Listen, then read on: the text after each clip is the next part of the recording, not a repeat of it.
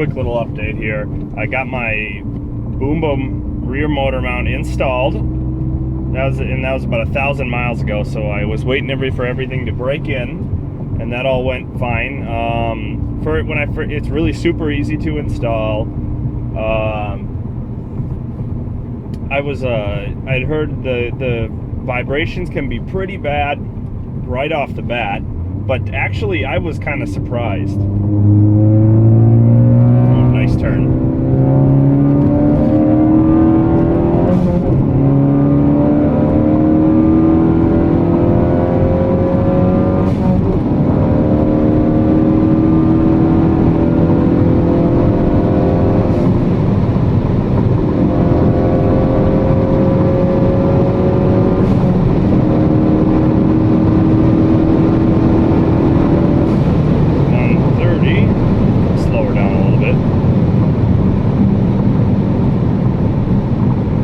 Stretcher road there, but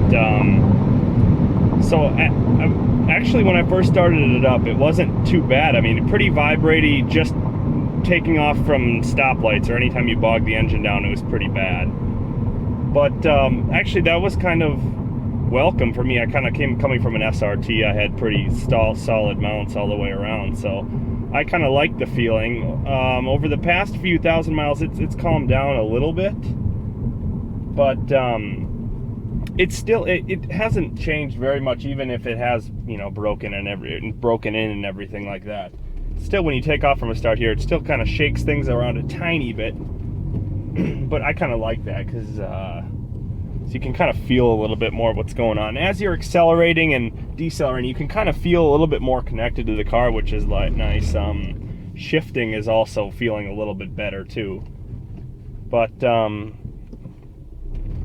yeah, and it's gotten rid of just about all of my wheel hop. There is certain times I kind of was under the assumption that that basically it was going to get rid of all my wheel hop, and that hasn't been totally the case. If I'm like in first or second gear in maybe, let's say, a parking lot or something, and I'm holding it in first or second gear, and I'm at, like, let's say 3,000 or 4,000 RPM, just, you know, first, second gear, and I decide to just pin it and light up the tires, it will kind of hop around a tiny bit. It won't just boom go right to wheel spin. So I mean, so there is still some wheel spin there, and the shifting in between shifting, the banging thing, it's basically gone, unless it's the only time I've gotten it to do it is when I was in first gear in a taking off from a stop, and I didn't basically drop the hammer right away to light them up, but I started off from my stop, easy going up through the RPMs, and then I decided to just pin it. I lit up the tires, and it hopped a little bit, and then it was bouncing off the rev limiter, so I just, you know, gave her hell and slammed her into second, and it did still make the boom sound. But that was under the worst conditions. Even if I shift really hard, and I don't, you know, because usually I don't. When I'm going hard, I don't let it get higher in the RPMs anyway, because there's not much power up there. So that's the only time I've gotten it to do it. Otherwise, even if you're going through the gears and you're just banging off the clutch as hard as you can, there's really no sound at all. So overall, I'm pretty happy with the install of the rear motor mounts. It's gotten just about all of the wheel hop under control. Everything feels a little bit tighter overall, which is nice. It doesn't feel like the engine's all sloppy, which is real good. The other thing that I've been doing is I've been getting my E30 tune going with Justin from Freektune, and right now I'm on my 4th revision of that. So I've just kind of been going, taking a few data logs for him, sending them back to him. He's looked at them, sent me back and forth now for a few weeks now. And I've made sure to change up what kind of fuel, if I use the pre-mixed E30 pumps versus if I mix it myself, just so that he gets a good round number of what it's going to look like no matter what fuel I use. So that's, I mean, that the E30 has been, it really makes the car more fun to drive, because it seems a little bit more punchy in the lower RPMs. I mean, it just pulls hard out of these turns.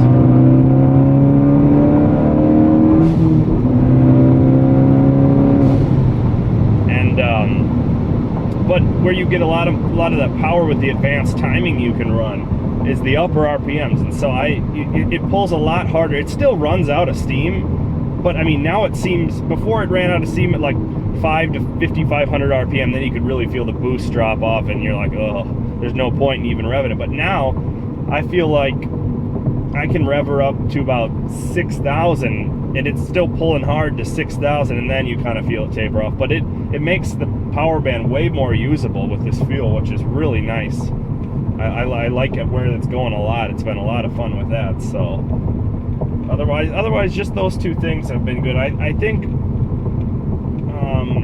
I will probably go for intercooler install sometime coming up this summer, before, you know, for the July, August month, maybe June, where it gets super hot. So, you know, that'd be some kind of fun. I'm not really in a big hurry to do it because I don't, you know, track the car and I don't dyno it all the time. So, I mean, the intercooler's getting enough air. I'm not going to be running back to back to back pulls with this thing. So, but yeah, the motor mount feels good. I'll try and do here. I'll turn up here and I'll see if I can light up the tires real good and see if I can get this thing to bang around. See, the only time I have gotten it to wheel hop is if basically I'll throw her into first here, I'll get going up through the RPMs, and then I'll nail it. But see there's a little bit, and I'm slamming it, and a little bit of bang, but there was basically no wheel hop at all for that. Going to fifth here, we're hitting about 100 there. It's going to 15. I'll slow down, there's some turns up here. So yeah, I mean that time, I mean maybe it's just the kind of pavement you have to be on to get it to kind of hop around a little bit, but that time it was basically nailed the throttle, wheel spin. So I mean, for one mount, it makes a pretty big difference for one little mount. I can't imagine when people start replacing the others that, holy cow, this thing must get pretty wicked once basically that engine can't move anywhere. So those are my two things right now. Other than the intercooler install, I can't see myself, you know, doing anything huge, you know, to it for a little while. We'll go down. Oh, I love these turns here. I'm staying in fourth here.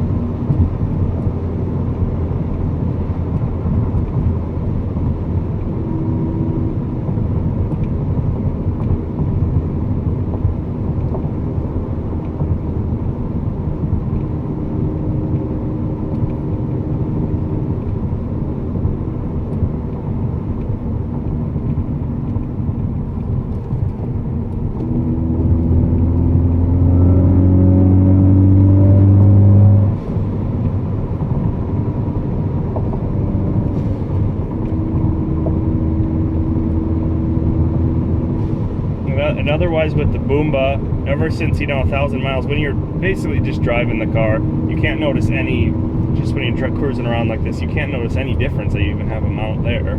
So I mean, I can't see why people wouldn't want to do this. It really adds basically no vibration or anything, or harshness or anything like that.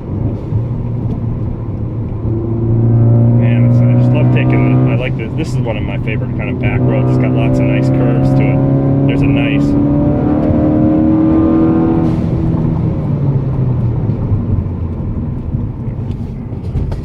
back end starts coming around a little bit.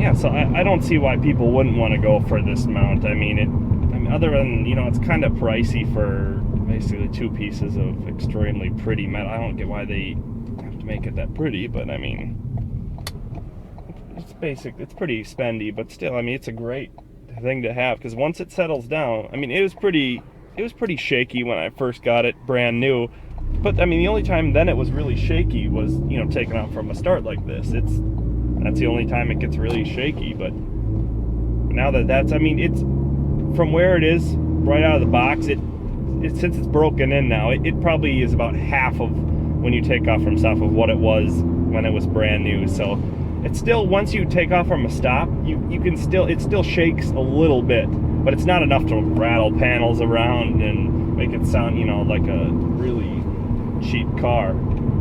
So I'm pretty happy with it, actually. I mean, there's still some wheel hop and shifting bang once in a while if you just absolutely murder the hell out of it, yeah. But I mean, even if you're shifting really hard, you get nothing. It's solid all the way through, which is really nice.